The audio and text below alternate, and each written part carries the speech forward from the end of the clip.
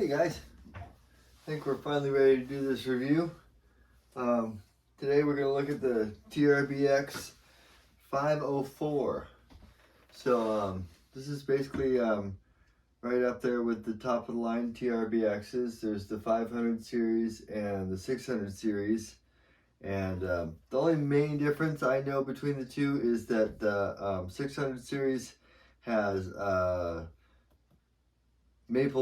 flamed maple veneer top and a gloss finish, and the 500 series has a translucent finish, and so you can see wood grain, and it has the mahogany body with no top.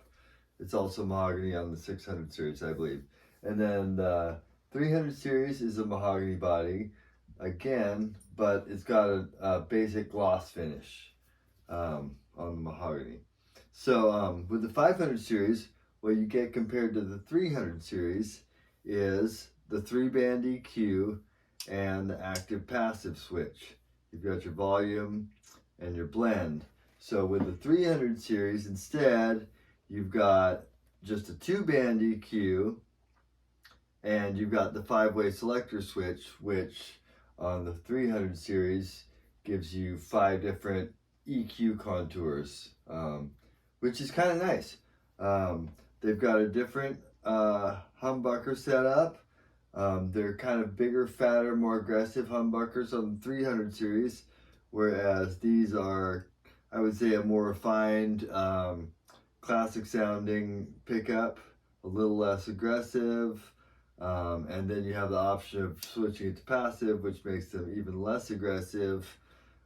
For just a really more traditional P-bass or jazz-based sound, depending on which pickup you pick. But it's still a humbucker, so it doesn't quite sound the same, in my opinion, as a basic P-bass split coil or single coil. It has a little warmer sound maybe, and a little more forward, even in passive.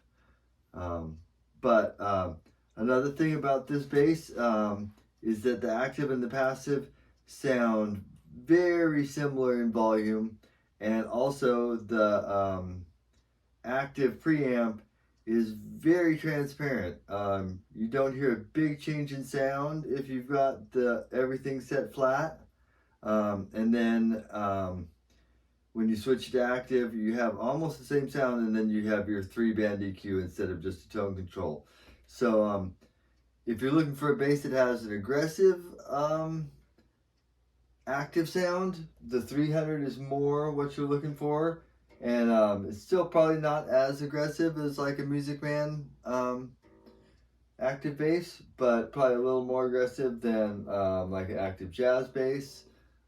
Anyway, so yeah, so the main difference price-wise is about $200. So when you're looking at this bass, what you get for your $200 is kind of a little lighter finish. It seems like a little heavier poly finish on the 300. You get active passive choice, whereas the 300 is always active. You have a mid EQ, whereas you just got a bass and a treble there, but then you don't have the five spot selector switch with the different EQ shapes. But what you do have, I think, with this bass is a really really sensitive bass to what you're doing. Almost a little too sensitive for me sometimes. Little mistakes, you can hear them more clearly than you can on my cheaper TRBX than this one. And it did take a little bit of cleaning up. I bought this one used. That's not the fault of the bass or anything. And then this switch was broken. I had to fix that, and it was not easy to fix. Partially because my soldering iron was in shitty condition, but I did finally manage to fix that, and polished it up, cleaned it up, and now it's a really great bass. But to be honest, it's a tough choice between the 300 series. I think if I was going to buy one brand new, either the 500 series or the 300 series, I would strongly lean towards the 300 series. I kind of like the gloss finishes. I know they put maybe a more mature finish on the 500 and the 600 series, but maybe a funner one on the 300 series with the colors they chose. Anyway, that's kind of the difference. So do you need a 3-band EQ, or are you happy with 2? Do you want the active passive switch, or is it not that important to you? And that's about it. Other than that, they're very much the same bass.